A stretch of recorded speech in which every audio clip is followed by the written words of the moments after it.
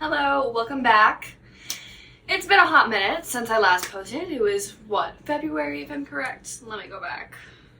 Yes, February 15th. So it has been a full month since my last post. As of today is the 16th of March. I will not be posting on the 16th of March because it is currently 5:40 in the evening. But yeah, we have changed locations. I wanted to be more comfortable. We still got our drink over here. It's just hidden from you guys. But we are going to get started. I have put all my research back on my computer since I recently just got a computer. And that's how I'm editing all my videos. Now, today's topic I would like to very much discuss, which I'm very excited to discuss, is about women's rights. I have a few lists of all of my research and everything, but in here it's just basic research, which we will talk about, and then I'll describe more going into it. So, let's get started. The fight for women's suffrage in the United States was a century-long battle that required activism, resilience, and determination. There we go. Led to the ratification of the 19th Amendment in 1920, granting women the right to vote. What I'm about to go over is going to be a very much an in-depth of historic struggle from the early roots to its final victory of women getting the right to vote. Women getting the right to vote is very, very crucial within our system of voting and everything, because if women still didn't have a right to vote, 50% of Americans, it would be very much divided. The seeds of the suffrage movement, which is the 1700s to the early 1800s. This is very much brief, in-depth. We can talk a little bit more about it. And if you would like me to talk more about politics and stuff like this, please leave a comment down below and subscribe to the channel. So, before the United States was founded, some American colonies allowed property-owning women to vote in limited elections. However, the U.S. Constitution was adopted in 1787. States had to begin enacting laws restricting voting rights to only white male property owners. By the early 1800s, no state explicitly allowed women to vote. So very much the early factors that had these sort of rights that kind of enacted more of the Constitution was, in fact, the American Revolution, which had very much introduced the idea of democracy and individual rights, as technically, since they were under Britain, they have only been under a monarchy rather than a democracy. So they have been trying to create the Constitution, as we all know of, to not enforce a monarchy, but rather a democracy where everyone has an opinion and everyone has that right to vote.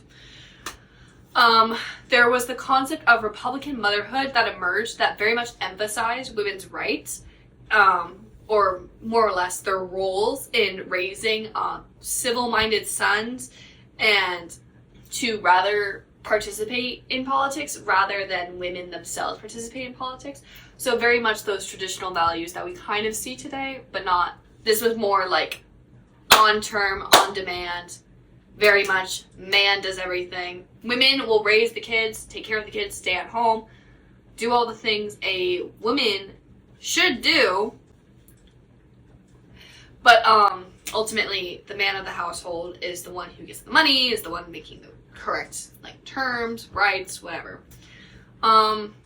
But in 1907, New Jersey was the very much last state to actually allow a few women to vote, which changed its laws and effectively banned all women from voting. Since women were very much shut out of politics, it helped reform movements in the 1800s to set the stage for suffrage activism. Some people actually don't know what suffrage means. Suffrage quite literally means the right to vote, the right to do stuff. It doesn't mean that you're suffering from something. I generally thought that the first time I ever read something about the suffrage movement, I thought it was just because they were struggling over something, but I didn't realize what it meant was the struggling to right to vote. That's basically what it means. So it's basically just giving that right to vote. So basically, in the 1930s to the 1960s, the birth of the women's suffrage movement blossomed. So in the 19th century, abolitionists, that's as close as we were going to get, movement, which fought for the end of slavery, was a major influence on women's rights activists. Many women who fought against slavery saw parallels in their own lack of political rights. So people who saw basically like the slaves don't have their own humans. They're typically during the time back then as well for voting, so people could get their way when it comes to voting. Black person would be like 3/5 of the person. So the 3/5 compromise. I feel so smart knowing all these right now. Thank you. Thank you, AP US History. You're a blessing. So, anyways, the Seneca Falls Convention, which was in 1848, which was organized by Elizabeth Cady Stanton, sorry, said her name wrong, and Lucitra Mont. Oh my god, I probably, Lucitra Mont. We're just gonna say it like that because I don't know how to properly say it. And that's the closest we're gonna get. Okay, the Seneca Falls Convention in Seneca Falls, New York. That's funny. Right on the nose.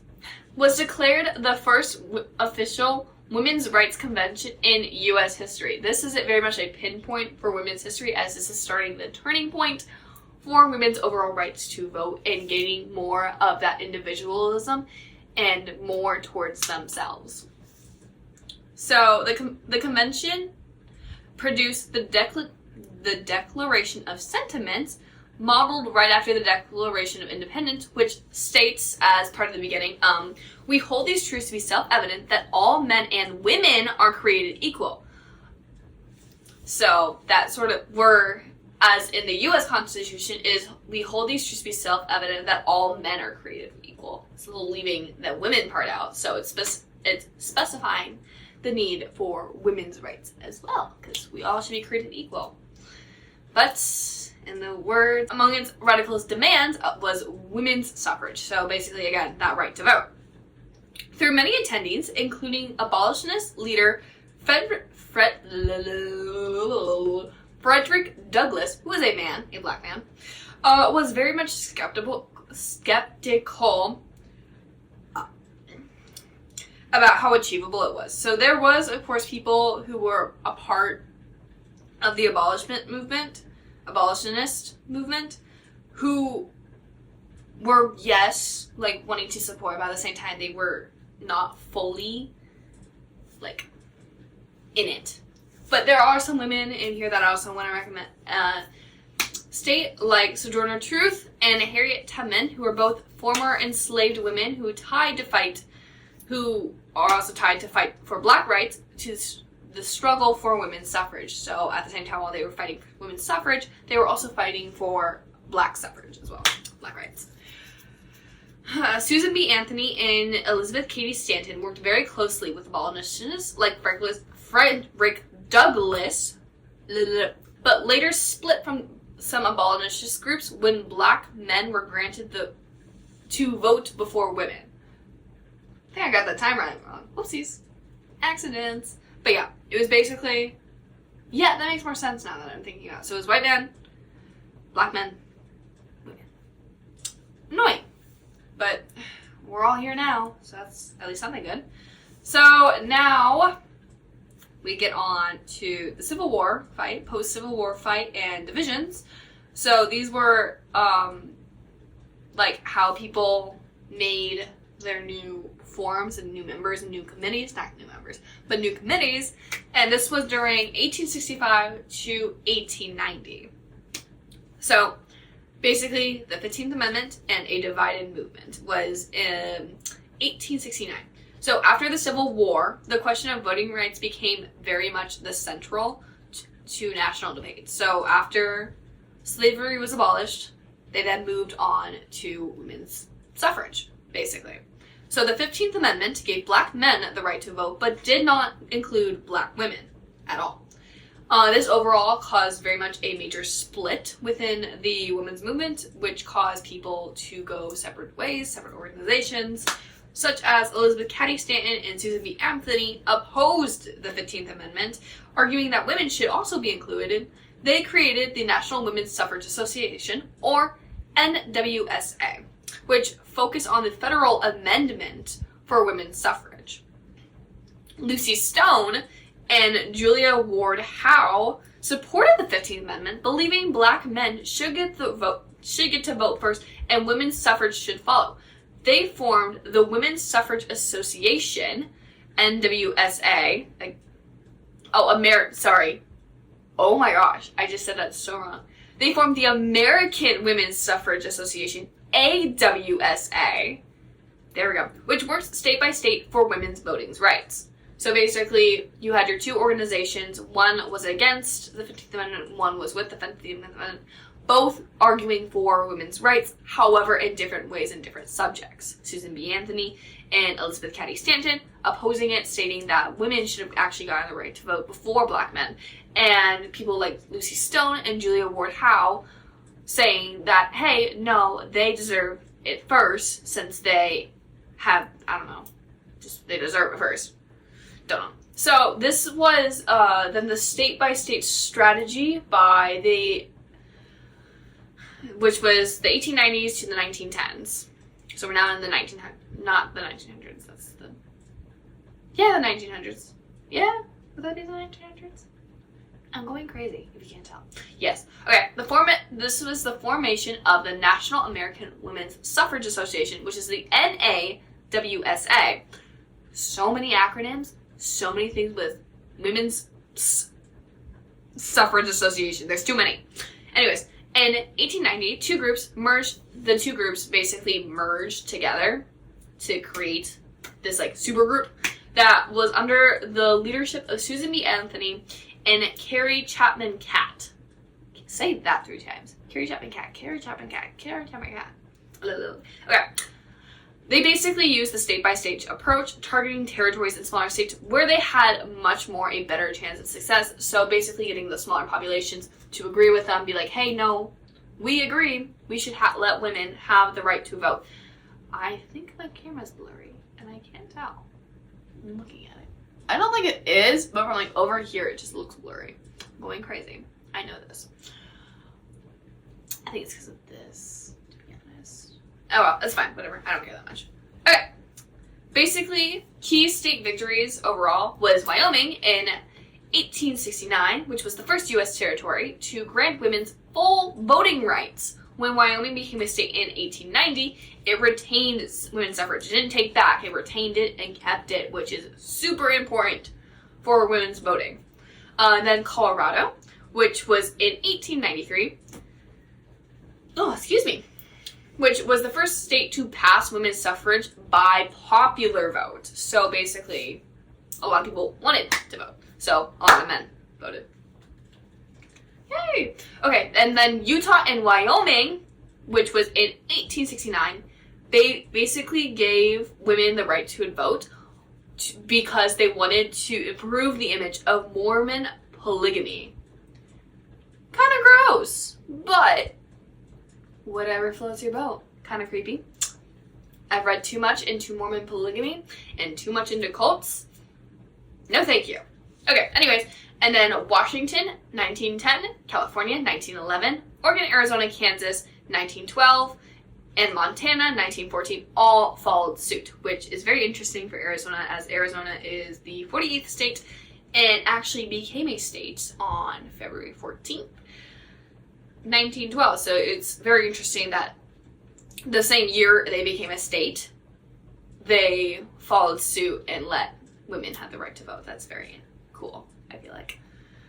I'm just saying that because I live in Arizona. Okay. Then the rise to radical suffragists, which is from 1910 to 1919. So Alice Paul and the National Women's Party, which was in 1913 is what this is stating, inspired by British suffragettes, activist Alice Paul broke away from NAWSA and founded the National Women's Party, NWP. Unlike how NAWSA was very polite and very much, NWP apparently used militant tactics, such as protesting outside the White House. They were actually the very first group in U.S. history to ever do that, believe it or not. They organized the 1913 Women's Suffrage Parade in Washington, D.C. as well. Very interesting, very awesome. They also would go on hunger strikes after being arrested for picketing.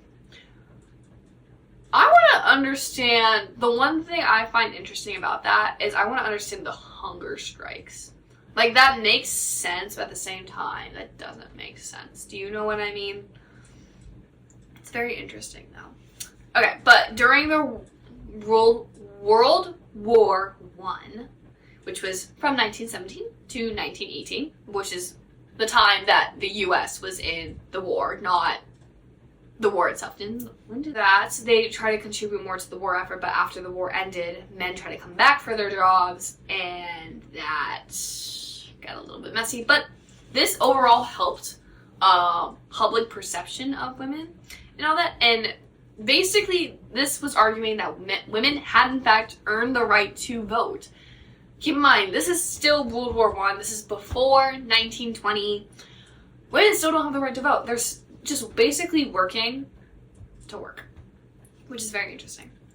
And then we have the final battle, which is getting the 19th Amendment, which was from 1919 to 1920, because in 1919, that's when they introduced it, and was it 1919? I think so. And then in 1920 is when they, made it an amendment. Like, they made it official and everything. So, basically, they passed the 19th Amendment on June 4th, 1919, the Congress. And the 19th Amendment, which was stated the right to vote, shall not be denied or abridged on account of sex. Basically stating that anybody can vote of age who's allowed to vote, aka 18-year-olds and above. I think at the time it was 21, if I'm correct. But I don't remember, so do not hold me accountable for that. Which was introduced in Congress in 1878, but rejected multiple times. But finally, it was passed by Congress and sent to the states for ratification. Excuse me. So this is very important for how amendments are passed and everything. Congress has to approve it, and then the states have to ratify it, so it becomes an amendment. Basically, the ratification fight. 1920. The amendment needed 36 states to ratify it, because at the time, I think we had most of our states anyways. I think we were just missing the 49th, I believe. But yeah, Tennessee became the final battleground. The vote for Tennessee House was actually tied against Harry Byrne, a young legislator, changed his mind. Oh wait, no, until Harry Byrne, a young legislator, changed his vote to yes after receiving a letter from his mother urging his support for women's suffrage. That's a mama's word right there. Anyways, on August 18th, 1920, the 19th Amendment was in fact ratified, securing women's rights to vote. So, in the US, at least. I know in some countries and stuff, they still don't allow women the right to vote, or really the right to do anything. I know in some countries, over in Euro-Asia, if I'm correct, like Eastern Asia, they don't really allow it. But anyways, okay. The aftermath and the continued struggles. Barriers for Black, Indigenous, and Asian women. Through the 19th Amendment, granting voting rights to women, many Black women in the South were blocked from voting through literacy tests, poll taxes, and intimidation. So they would use these tactics to kind of scare away people who they feel like did not have the right to vote, because they felt only those who were rich, smart, and powerful deserved the right to vote. However, the oldest people usually typically have the same mindset in a way and all vote basically for the same person or the same party in a way. Indigenous women were not considered U.S. citizens until 1924, and many Asian immigrant women were not granted citizenship and voting rights until 1952. Oh my lord.